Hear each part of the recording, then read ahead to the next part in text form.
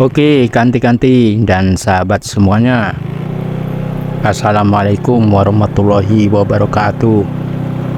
Kali ini kita akan jalan-jalan motovlog melintasi overpass Pelangki Sungai Jerat.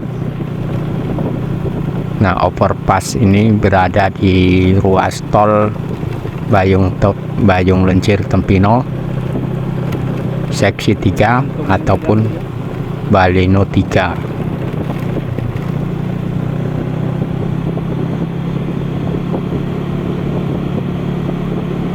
Oke, sudah nampak view-nya. Penampakan overpass Pelangki seperti ini.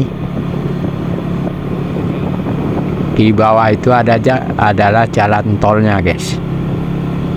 Ke kanan itu ke arah Bayung Lencir, ke exit tol Senawar, interchange Senawar ataupun gerbang tol Senawar yang berada di Bayung Lencir.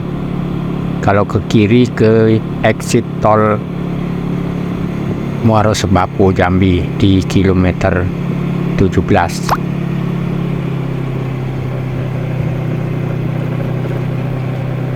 Oke, kalau lurus ke sana bisa ke kiri ke Ladang Panjang, ke kanan ke Simpang Gurun, Sumatera Selatan, lewat jalan biasa ya. Nah, kita sudah sampai di penghujung overpass. Terima kasih sudah menonton.